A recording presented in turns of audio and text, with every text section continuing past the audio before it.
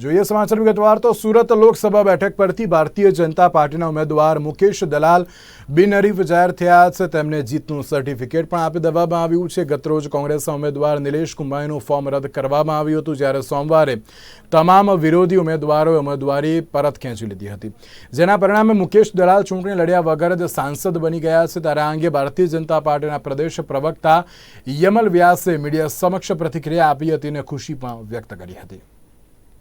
जनता party तो तमाम सीटों જેટલી પણ લડીએ છે તે લડવા ભારતીય જનતા પાર્ટીનો મેસેજ આપવા મારા તમામ કાર્યકર્તાઓ તૈયાર છે। કમળને જીતાડવા માટે મહેનત કરવા તૈયાર છે।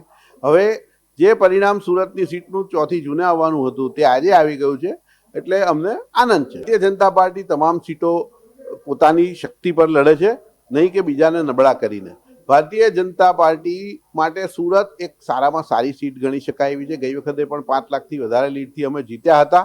ભારતીય જનતા પાર્ટી માટે સુરતની સીટ લડવી એ ખૂબ સરળ વિજય હતો, પરંતુ કોંગ્રેસ અને વિરોધ પક્ષોના ઉમેદવારોની ટેકનિકલ જે કંઈ પણ થયું તે એના કારણે સીટ બિનહરીફ થવા તરફ છે। બિનહરીફ થશે તો ભારતીય જનતા પાર્ટીને મેં આપને કહ્યું તેમ જે વિજય 4 જૂને થવાનો હતો તે આજે થશે, એનો અમને આનંદ છે। ભારતીય જનતા પાર્ટી બિનહરીફ હોય કે સીટ લડીને જીતવાની હોય, ભારતીય જનતા પાર્ટી જીતવા માટે મહેનત કરે છે।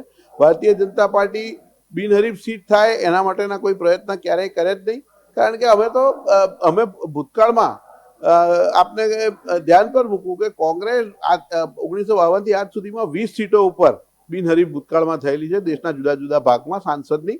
ત્યારે તેમણે કોઈ દિવસ ફરિયાદ નથી કરી, ને હવે જ્યારે એમને ખબર પડી છે કે દેશની જનતાએ, રાજ્યની જનતાએ એમને સંપૂર્ણપણે નકારી કાઢ્યા છે, જ્યાં જાય છે ત્યાં એમના ઉમેદવારોને, એમના કાર્યકર્તાઓને ખૂબ નબળો પ્રતિસાદ મળે છે, ત્યારે તે